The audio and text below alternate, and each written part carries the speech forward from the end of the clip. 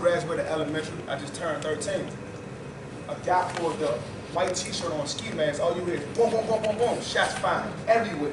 So I'm on my bike, I love bikes during that time, I still do. So I ride all the way down to the recreation center that I grew up in, not noticing I've been shot. My friend Ron punched my foot. He said, two-tap, your foot bleed. Everybody in my neighborhood called me two-tap. My foot bleeds, so I go into panic. I check my chest, I check my head, I check pretty much everything.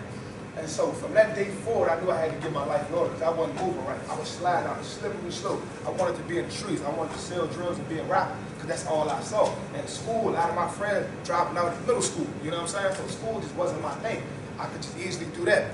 So but from that day forward, I knew I had to get my life together. So I started to pray. I started not to distance myself from my friends, but at the same time, kind of fall back a little bit. That's what I had to do because I knew that I didn't want to die or even spend the rest of my life in jail. Because a lot of my friends were going to jail. A lot of my friends were getting killed during that time. And I was just so young.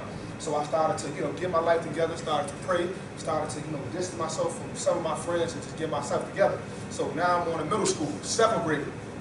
So 7th grade, I get through 7th grade, everything good. Never made good grades from elementary to high school. Never made the honor roll. Always did bad in school. School just never came to me easy, like I said. But I get to 8th grade, I slide right back down that slippery slope. Started smoking, started drinking again, started doing things I had no business doing at a 13-year-old. Stuff that, come on now, a lot of people don't do.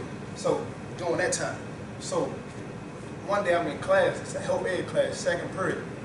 My teacher, I ain't gonna say his name, he had pulled me to the side. He was like, Kyrie, do you have an IEP? I'm like, what? IEP? What you talking about, man? I ain't slow, ain't nothing wrong with me. So the reason why he asked me that because I had failed this exam twice. In his eyes, it was easy. Because everybody else was passing it, but I was the only one that wasn't passing it for some reason. So I go to the side, I say, you know what? I'm gonna prove him wrong. That's exactly what I'm gonna do. I'm gonna prove him super wrong. So I'm like, you know what? Give me that exam again. So I took it, passed it, got everything right. And so he had a look on his face like a disbelief because he couldn't believe I did that. And I'm like, you know what? In my head, I'm just smiling, I'm just laughing because I'm like, look, I told you I was gonna do that. So when people say stuff about you or put you down, you just prove them wrong. Man, everything don't have to be angry when somebody say something about you.